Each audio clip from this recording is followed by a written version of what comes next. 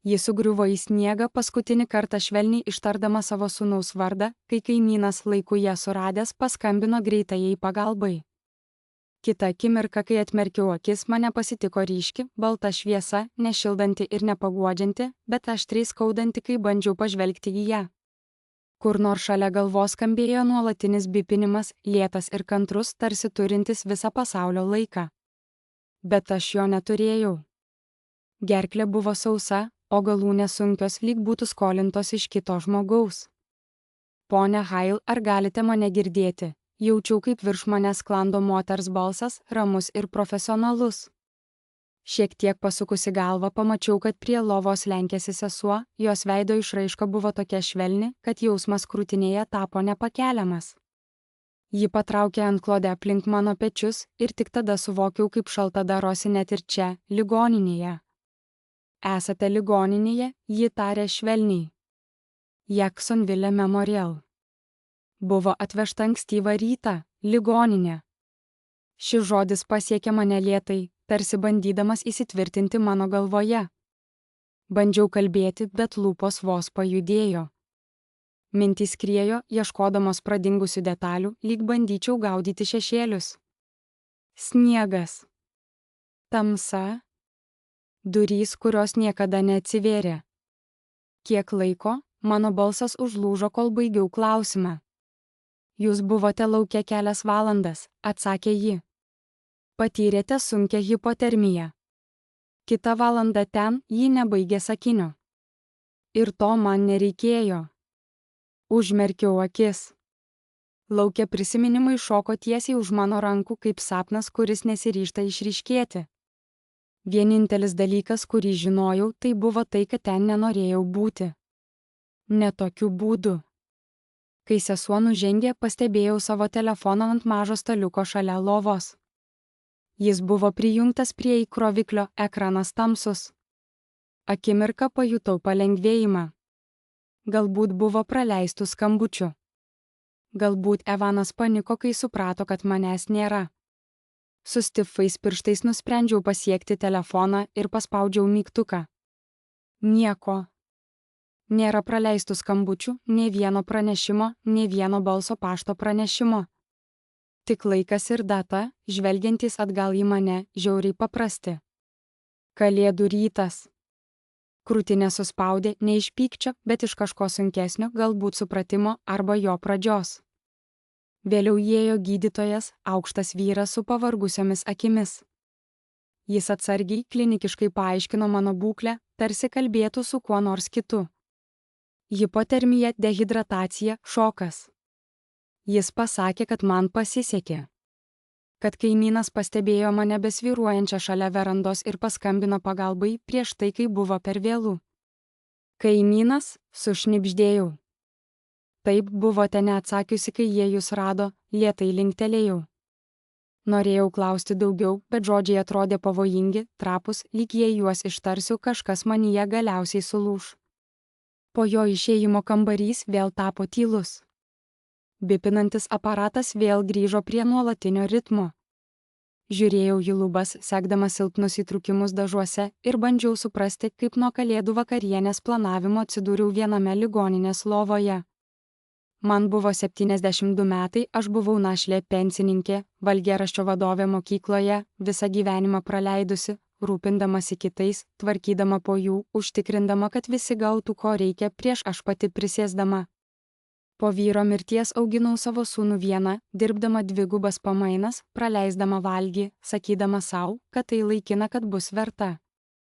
Laikui bėgant, tai tapo mano vaidmeniu. Tas, kuris laukia, tas, kuris duoda, tas, kuris supranta.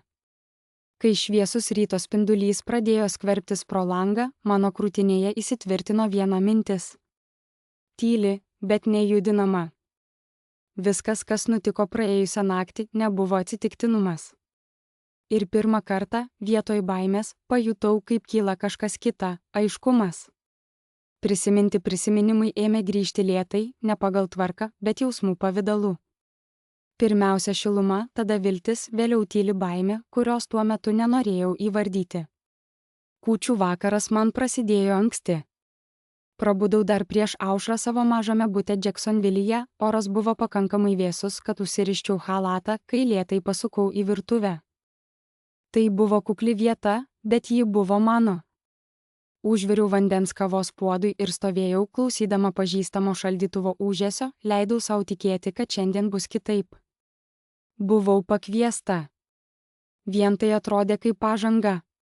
Evanas paskambino prieš 3 dienas, jo balsas buvo šiek tiek įsiblaškęs, bet mandagus. Mes organizuojame kūčių vakarienę, pasakė jis. Rachel mano, kad būtų malonu, jei ateitum. Rachel mano, kad ne Evanas nori. Tai pastebėjau, bet sakiau savo, kad nereikėtų per daug gilintis į žodžius.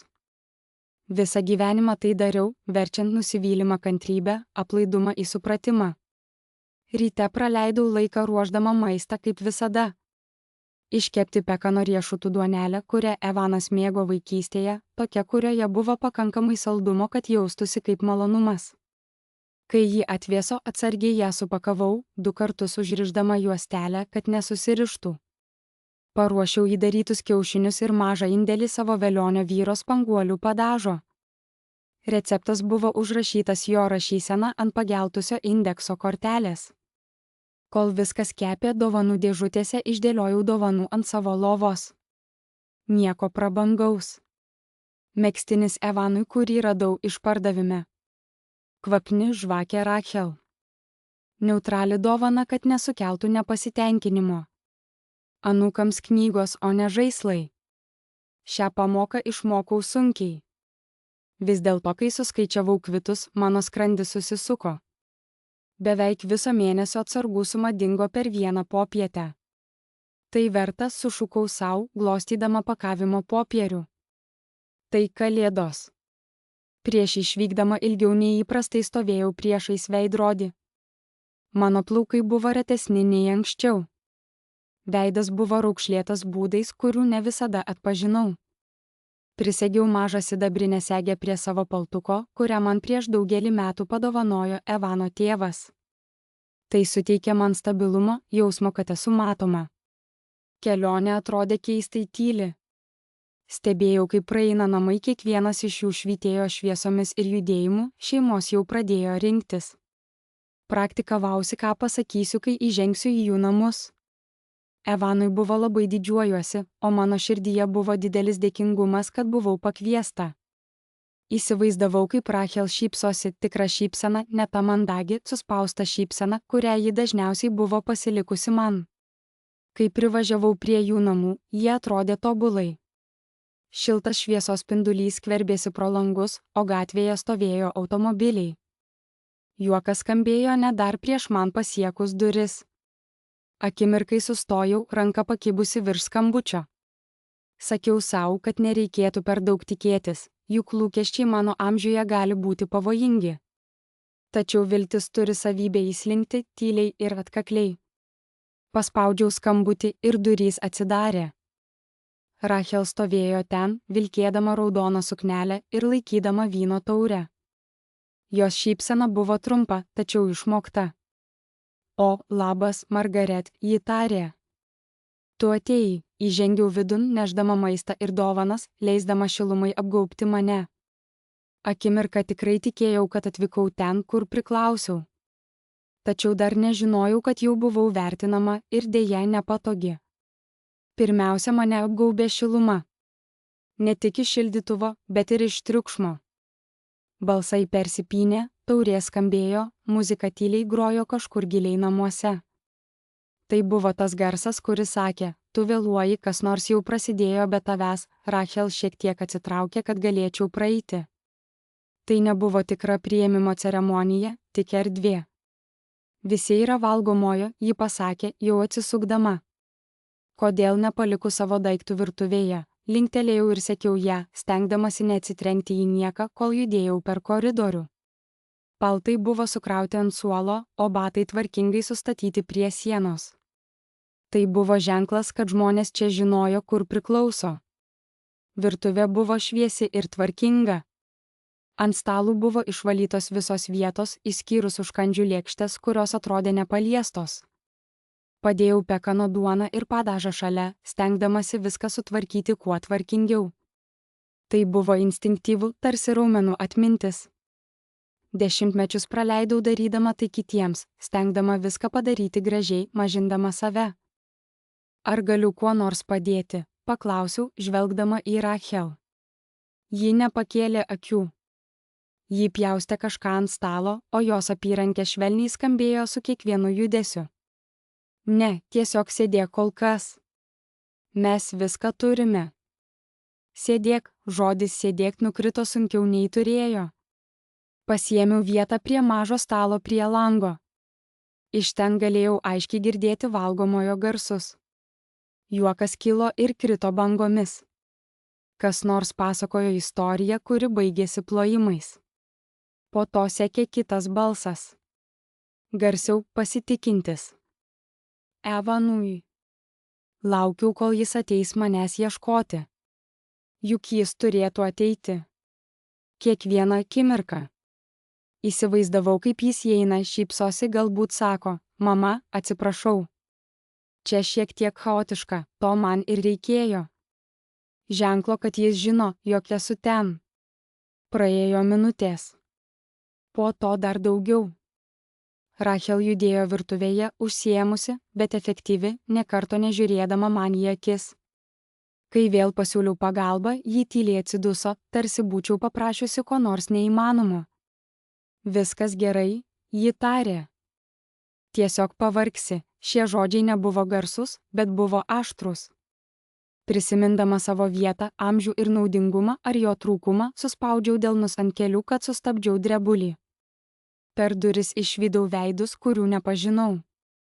Galbūt tai buvo draugai, gal kolegos, žmonės, kurie gerai pažinojo Rachel, galėjo ją apkabinti ir lengvai juoktis jos namuose. Tuo metu nesugebėjau atpažinti savęs šioje nuotraukoje. Vienu momentu išgirdau savo vardą, tik vieną kartą, po kurio sekė pauzė, o tada juokas, kuris atrodė netinkamas. Negalėjau išgirsti, kas buvo pasakyta toliau, tik tai, kaip pokalbis tęsėsi sklandžiai ir be rūpesčių. Sakiau savo, kad nesu jautri, kad viską įsivaizduoju. Vesti šventę buvo stresas. Geriau už bet ką kitą tai žinojau. Esu rengusi begalę vakarienių, su šypsena veide ir nerimu krūtinėje. Bet ši situacija atrodė kitokia. Ji buvo tarsi tyčia sukurta. Laikas tęsėsi lėtai, o skrudintos mėsos kvapas užpildė orą, verčiant mano skrandį susitraukti. Visą dieną mažai valgiau, taupydama vietos vakarieniai, kurios tikėjausi. Kai balsai pradėjo kilti, o kėdės braškėjo prieš grindis, man atrodė, kad pagaliau atėjo laikas. Išlygindama paltą, lėtai atsistojau ir ėjau į valgomojo pusę. Pasiekusi duris, pokalbis sustojo. Kiekvienas veidas atsisuko į mane. Rachel sustingo per vidurį šypsenos. Evanas pakėlė žvilgsnį, tada greitai nusuko, jo veidas tapo šiek tiek įtemptas, tarsi užsidarytų durys. Akimirksnį niekas nekalbėjo. Tada Rachel tyliai nusijuokė, jos juokas skambėjo lengvai, tačiau turėjo šaltą atspalvį. O, aš net nežinojau, kad tu dar čia, pasakė ji. Kambarys atrodė, kad susitraukė aplink mane. Ir tą akimirką supratau kažką, ko anksčiau savo neleisdavau pamatyti. Aš nebuvau pavėlavusi į šią vakarienę. Aš niekada nebuvau skirta būti jos dalimi. Stovėjau ten akimirką, nežinodama, ar judėti į priekį ar atsitraukti. Tyla valgomojo erdvėje spaudė mano krūtinę, storai ir nepatogiai. 14 akių stebėjo mane, laukdamos. Ko? Nebuvau tikra. Maniau, kad vakarienė jau paruošta, tyliai pasakiau. Mano balsas skambėjo tylesnis nei tikėjausi. Rachel šypsena pasidarė dar įtemptesnė. Jie atsargiai padėjo savo taurę, tarsi rinktųsi kitą ėjimą. Mes tuoj valgysime, atsakė ji. Bet tai labiau šeimos reikalas, šeima, žodis aidėjo mano galvoje. Evanas pagaliau pažvelgė į mane, tik akimirkai. Jo akis akimirksniu susitiko su mano, tačiau vėl nusuko, tarsi ryšys būtų degęs. Jis nieko nesakė. Aš esu šeima, pasakiau, žodžiai vos girdimi. Rachel pakreipė galvą, stebėdama mane taip, kaip kas nors stebėtų problemą, kuri nenori spręstis. Tu žinai, ką turiu omenyje, tarė ji. Šiandien mums nereikia papildomo įtampos. Tai kalėdos, kelios žmonės persikėlė savo vietose. Kas nors išvalė gerklę. Niekas nesakė nieko. Niekas nesikėlė. Aš nenoriu sukelti problemų, greitai pasakiau. Galiu sėdėti bet kur, tiesiog norėjau būti su Evanu, tada ji tai pasakė. Šioms kalėdoms tavęs mums nereikia, žodžiai pasiekė kambario vidurį, aštrus ir švarus kaip peilis perpjaunantis tylą. Buvo akimirka, kai man atrodė, kad galbūt išgirdau neteisingai, kad mano ausys, jau persmelktos gėdos, iškreipė garsą. Tačiau ji tęsė, jos balsas buvo ramus, išmoktas. Tu su savimi neši sunkumą, pasakė ji. Žmonės tai jaučia. Šiandien turėtų būti džiugu. Džiugu, aplink mane galvos lėtai linkčiojo. Kai kurie sutikdami, kiti su palengvėjimu. Palengvėjimu, kad tai neatsitiko jiems. Aš pažvelgiau į Evaną. Laukiau, kad jis ką nors pasakytų. Bet ką? Kad ji peržengė ribą. Kad man reikia atsisėsti? Jis prarijo seilės ir pasisuko kėdėje. Mama, jis tyliai tarė. Gal geriau, jei išeitum šiek tiek į lauką, tiesiog atvėsti, mano viduje kažkas trūko. Negarsiai, bet visiškai. Jaučiau, kaip tai įvyksta. Švarus lūžis, paskutinis vilties gabalėlis pasidavė. Rachel jau judėjo link manęs. Ji uždėjo man ranką ant rankos tvirtą, bet šypsena vedė mane link durų kaip šeimininkė, vedanti pasimetusi svečią. Nepaverskime to scena, ji sušnibždėjo. Pakalbėsime vėliau, visada vėliau. Priekinės durys atsidarė ir šaltas oras įsiliejo, prapjovęs mano paltą. Akimirką tikėjausi, kad Evanas seks mus, sustabdys ją, pasakys mano vardą. Bet jis to nepadarė. Rachel žengė atgal į vidų, rankos vis dar ant durų. Palauk čia minutėlę, ji tarė. Mes ateisime tavęs, kai viskas nurims, tada durys užsidarė. Nešvelniai, nesugailėjimu. Jos užsidarė tvirtai, garsiai, jų garsas aidėjo per tylų verandą. Aš stovėjau žiūrėdama į medį, klausydamasi, kaip viduje vėl pakilo slopinti juokai. Muzika sustiprėjo, tapdama ryškesnė nei anksčiau. Buvo siūloma tostų. Taurės susidūrė. Jie net nepalaukė pilnos minutės. Apvyniojau rankas aplink save ir bandžiau nusiraminti kvėpavimą. Tikrai tai buvo nesusipratimas. Tikrai kas nors greitai atvers duris ir atsiprašys, galbūt su gėdinga šypsena. Verandos šviesa metė nuobodų geltoną ratą aplink mano kojas, o už jo naktis plėtėsi tamsi ir nepažįstama. Aš laukiau. Šaltis lėtai įsiskverbė, peršaldamas mano paltą, įsikurdama mano kauluose. Floridos žiema neturėjo taip jaustis. Bet tą naktį oras buvo drėgnas ir aštrus, toks, kuris prisitvirtina prie tavęs. Plona migla kabėjo ore, pakankamai šalta, kad perštėtų veidą. Triniau rankas vieną apie kitą, kvėpavau į jas, klausydamasi. Viduje juokas augo vis garsiau. Švelniai pasibeldžiau kartą, tada dar stipriau. Nieko. Išsitraukiau telefoną, pirštai jau buvo stingę ir paskambinau Evanui. Skambutis truko ilgiau nei tikėjausi. Kai jau galvojau, kad jis neatsilieps, jo balsas pasiekė mane įtemptas ir tolimas. Mama, aš laukiausi, greitai pasakiau. Rachel paprašė manęs išeiti, bet durys užrakintos. Šalta, Evanai. Ar galėtum jas atidaryti? Buvo pauzė. Girdėjau balsus už jo. Muzika. Buvo kalėdų vakaras ir šaltis jau buvo įsiskverbęs į visus miesto kampelius. Aš stovėjau prie Evan namo, nesugebėdama pasiekti jo, nes telefonas jau buvo susijungęs su balsu, o mūsų pokalbis užsibaigė taip netikėtai, lyg kas būtų nukirtęs laidą. Mama, ne dabar, jis atsakė, o aš girdėjau juoką kažkur fone. Man tai nepatogu, žodis smogė stipriau nei šaltis, jis pridūrė. Man tik reikia kelių minučių, pasakiau, jausdama kaip nervai ima trūkčioti. Neturiu savo raktų, prašau, jo atsidusimas skambėjo sunkiai, pilnas erzinimo. Rachel tikrai nusiminusi. Geriau grįžk namo. Pasikalbėsime rytoj, Evan, švelniai sušnabždėjau, juk kalėdų vakaras buvo akimirka tylos, kol jis pagaliau tyliai tarė, nedaryk scenos, ir tada linija nutrūko. Žiūrėjau į telefoną, kol ekranas tapo juodas, bandydamas skambinti dar kartą, bet vėl išgirdau tik balso paštą. Nieko. Lauke ėmė kristi lengvas šaltas lietus, purškintis mano plaukus ir paltą. Pirštai jau buvo numirę, rankos nešiojo telefoną atgal į kišenę kaip sunkią naštą. Paskui pradėjau žingsniuoti po verandą, norėdama palaikyti šilumą, kvėpuodama trumpais baltais dūmų debesėliais. Staiga, be įspėjimo, prisiminimai užplūdo mane. Evanas 6 metų gulintis ant sofos su karščiavimu, o aš laikau šaltą šluostę jo kaktai. Evanas 10 metų įsigandęs perkūnijos, besikapstantis į mano lovą ir tvirtai suimantis mano ranką, kol perkūnija praeina. Visada buvau jo saugi vieta. Dabar stovėjau priešais jo namus, užrakinta kaip svetima. Koja pradėjo skaudėti, gili ir plintanti skausmo banga padarė kiekvieną žingsnį sunkesnį.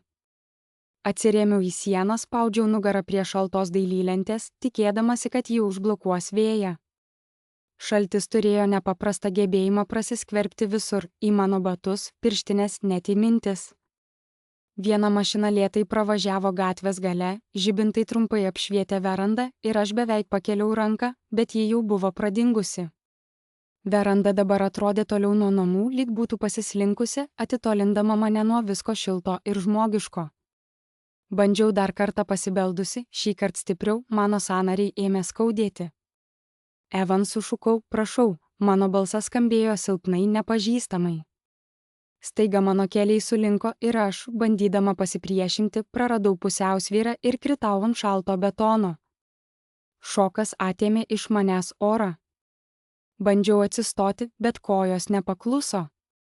Jos buvo sunkios, bejėgės.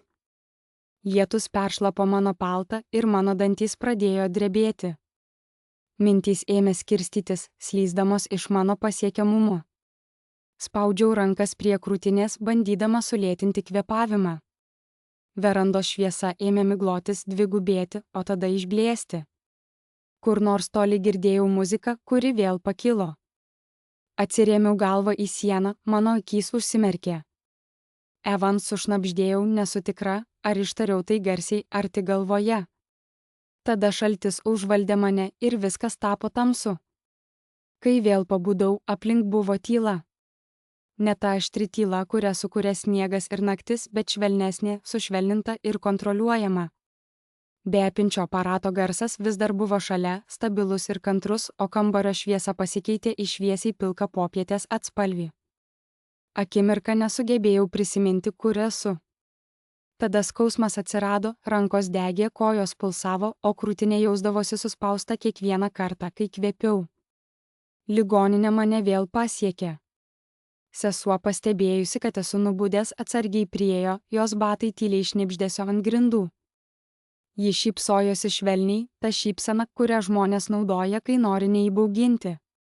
Paskyrėte mums šiek tiek nerimo, tarė ji.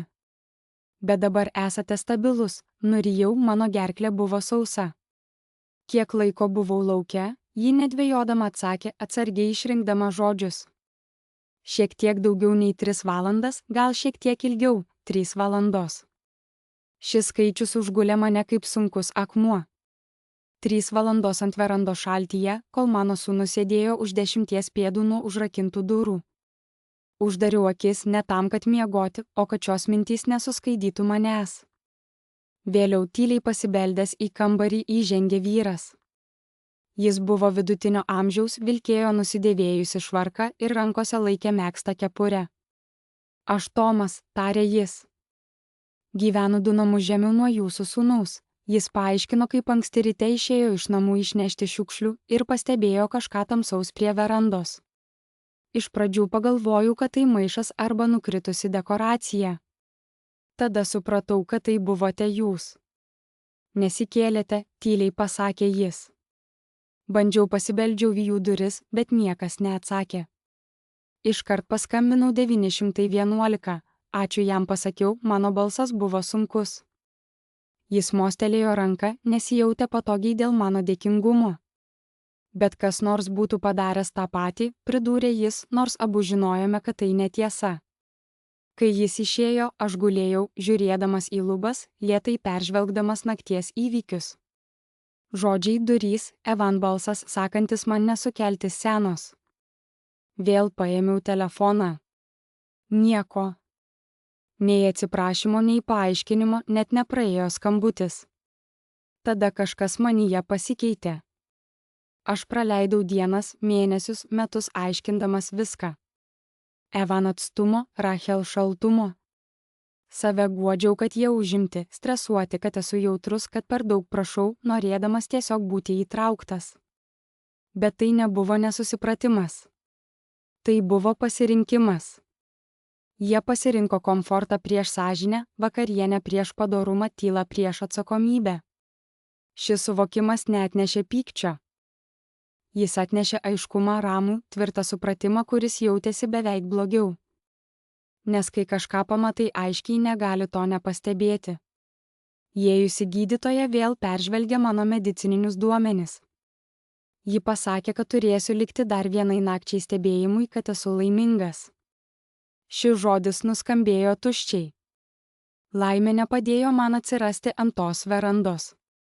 Kai kambarys vėl ištuštėjo, aš pasukau veidą į langą. Lauke pasaulis tęsė savo eigą. Automobiliai pravažiavo. Žmonės ėjo su kavos puodeliais ir šiltais paltai užtrauktomis prieš šaltį. Gyvenimas tęsėsi, abejingas tam, kad mano beveik baigėsi svetimoje verandoje. Pamąsčiau apie visas tas akimirkas, kai sakydavau Evanui, viskas gerai, kai nebuvo. Apie visas tas akimirkas, kai prarijau skausmą, kad palaikyčiau ramybę. Apie visas tas akimirkas, kai pasirinkau tylą, kad kiti jaustųsi patogiai. Ir gulėdamas silpnas ir išsekęs, supratau kažką, ko visą gyvenimą vengiau. Meilė, kuri prašo tavęs dingti, nėra meilė. Tai buvo pirmas nuoširdus mintis, kurią turėjau per ilgus metus. Kai tiesa pagaliau išlindo į paviršių, ji nebegalėjo būti stumtelėta atgal. Šis keistas lūžis neįvyko su telefonu ar susidūrimu, jis atėjo tyliai kaip dauguma tiesų, kai pagaliau sustoji skubėti pro jas. Antrą dieną ligoninėje socialinė darbuotoja atėjo padėti man pasiruošti išrašymui.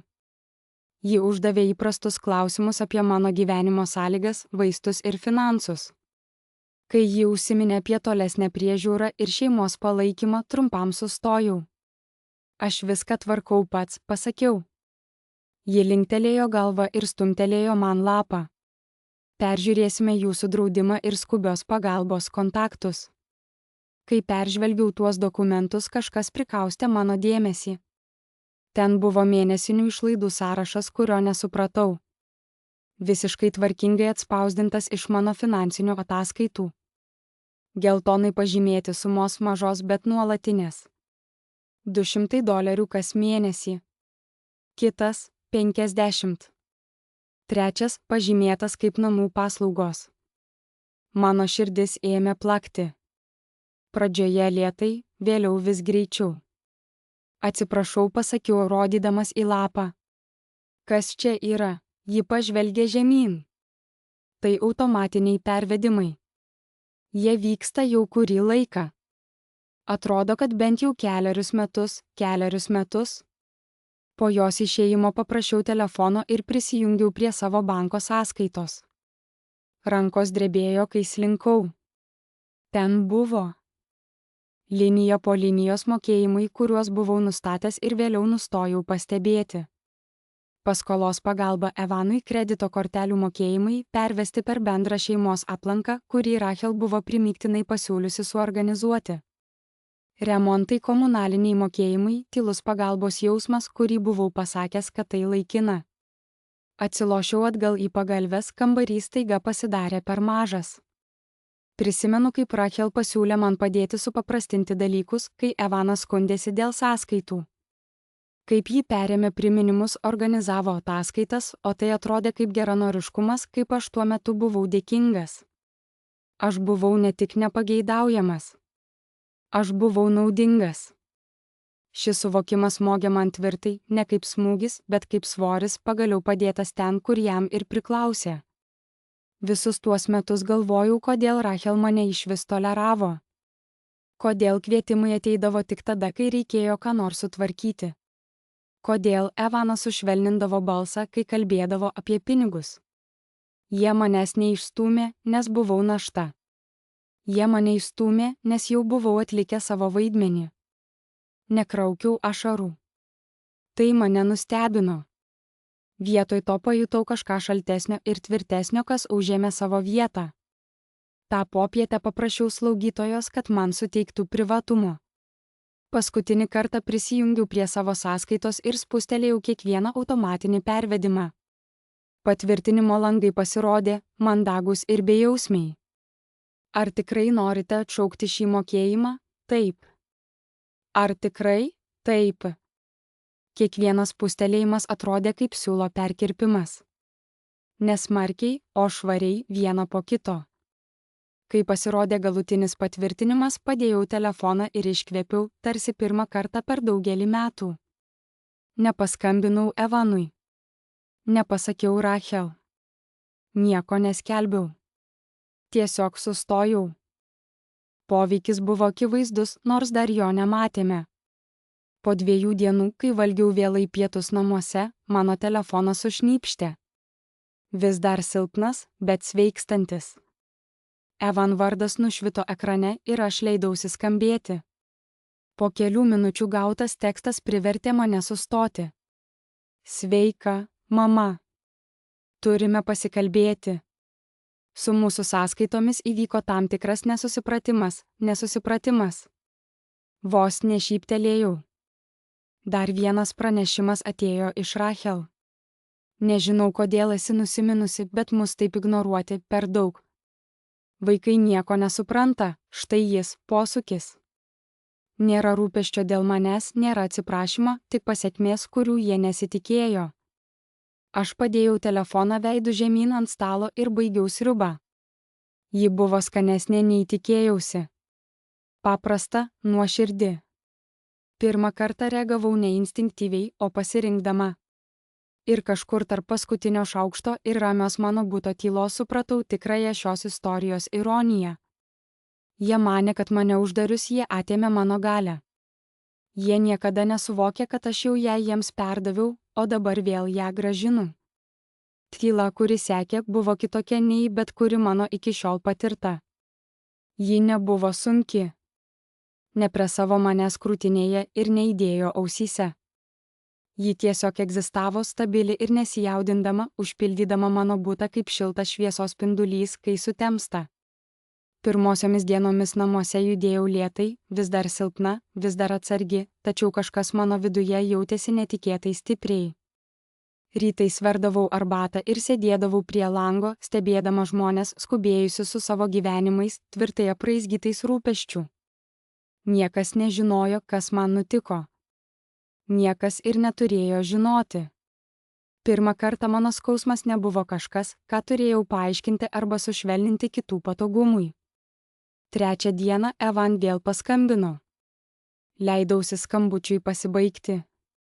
Mama, jo balsas skambėjo įtemptai ir skubiai. Turėtume pasikalbėti. Tai jau per daug? Tarsi beveik užšalimas jo verandoje nebūtų jau peržengęs tos ribos. Ta vakarą gautas dar vienas pranešimas. Rachel, šį kartą nenorime gyventi taip. Pasistengime pamiršti, kas įvyko. Ateik į vakarienę šį savaitgalį, kad vaikai galėtų tave pamatyti. Perskaičiau pranešimą 2 kartus. Nė karto nebuvo pasakyta atsiprašome. Nė karto nebuvo paklausta, kaip aš jaučiuosi. Jiems nereikėjo susitaikymo. Juos domino atstatymas, kasdienybės komforto prieigos. Padėjau telefoną ir apžvelgiau savo butą. Sienos buvo tuščios ten, kur anksčiau kabėjo nuotraukos, nuimtos per neseniai įvykdytą bandymą sutvarkyti savo gyvenimą. Tada supratau, kad nesu tuščia. Aš tiesiog kūriau erdvę. Kitą rytą išėjau trumpam pasivaikščioti, pirmą kartą vienai po ligoninės. Oras buvo gaivus, bet švarus. Kiekvienu žingsniu kvėpuoti tapo lengviau. Praėjau pro mažą parką, kur moteris sėdėjo ant suolo, visiškai pasinėrusi į knygą, nesijaudindama dėl pasaulio aplink. Pavydėjau jos ramybės. Tada supratau, kad ir aš jaučiu tą patį. Ta popietę gautas laiškas buvo iš slaugytojos, kuri rūpinosi manimi mano buvimo ligoninėje metu. Ji rašė apie savo mamą, kaip stebėdama, kaip aš iškenčiau viską su ramia orumu, priminė savo daugiau skambinti namo. Ji padėkojo man už mano gerumą, už kantrybę. Ilgai laikiau tą laišką savo rankose. Tai buvo akimirka, kuri man buvo svarbesnė nei bet koks pranešimas iš mano šeimos. Ta naktį, kai mano telefonas vėl sušvito, nesuėmiau skubiai jo patikrinti. Pirmiausia, užbaigiau indų plovimą, kruopščiai nušluostiau rankas ir tik tada pažvelgiau į ekraną. Evanas vėl rašė. Neatsakiau. Ne dėl keršto ar pykčio, tiesiog pagaliau supratau, kad atsakyti reikštų sugrįžti į vaidmenį, kurį jau buvau palikusi užnugaryje. Vaidmenį, kuriame aiškinu, atleidžiu be prašymo ir tyliai kenčiu, kad kiti jaustųsi patogiai. Aš nebuvau ta moteris daugiau. Apvertusi telefoną ekranu žemyn, išjungiau lemputę. Butas panardino į tamsą, kuri buvo rami ir saugi. Lauke miestas švelniai ūžė, abejingas ir gyvas. Gulėdama lovoje, prisiminiau tą vakarą ant verandos, šalčio jausmą ir duris, kurios niekada neatvėrė. O tada man į galvą šovė šis momentas, šiluma, kurią jaučiau, nebuvo iš kitų, o kilo iš manęs pačios. Nebuvau nieko laimėjusi, negaudavau atsiprašymo ir nebuvau pakviesta atgal į jų gyvenimus atvirais terminais. Bet turėjau kažką geresnio - savo ramybę. Ir pirmą kartą labai ilgai tai buvo pakankamai. Galiausiai, kas man liko, nebuvo šaltis, užrakintos durys ar net ligoninės kambarys. Tai buvo tylus supratimas, kuris atėjo vėliau. Suvokimas, kad meilė niekada neturėtų reikalauti, kad prašytum, kentėtum pažeminimą ar dingtum, kad kiti jaustųsi patogiai. Tai, kas įvyko tą kalėdų naktį, nesugriovė manęs. Tai atskleidė tiesą, kurios aš metų metus vengiau. Ir kai tai pamačiau aiškiai, pagaliau galėjau pasirinkti save. Ši istorija nėra apie kerštą. Ji apie pabudimą. Apie akimirką, kai nustoji siekti šilumos iš žmonių, kurie tave laiko šaltyje ir išmoksti kurti savo. Iš šios istorijos galima pasisemti 5 gyvenimo pamokų. Pirmiausia, meilė, kuri verčia jaustis mažai, nėra meilė. Jei tavo buvimas laikomas našta, problema nėra tavo vertė, o jų gebėjimas rūpintis. Antra, tyla gali būti stipresnė už konfrontaciją. Ne visada reikia aiškinti savo skausmą tiems, kurie atsisako klausytis. Tyliai pasitraukti gali būti stiprybės aktas. Trečia, ribos nėra bausmė. Tai apsauga tiems tavo aspektams, kurie buvo ignoruojami pernelyg ilgai. Ketvirta, būti šeima nesuteikia teisės būti žiauriu. Bendras kraujas nejustifikuoja bendro kančios. Pagarba nėra pasirinktinė. Ir penkta, ramybė kartais yra didžiausia teisybės forma. Kai nustoji siekti meilės, kuris skaudina, tu palieki vietos tai, kuri gydo. Jei ši istorija atspindėjo tavo jausmus, skirk akimirką apmastyti. Kokią pamoką iš jos pasisėmėte? Ir iš kurios miesto žiūrite šiandien? Paspauskite patinka, pasidalykite ir palikite komentarą žemiau. Jūsų balsas svarbus daugiau nei manote.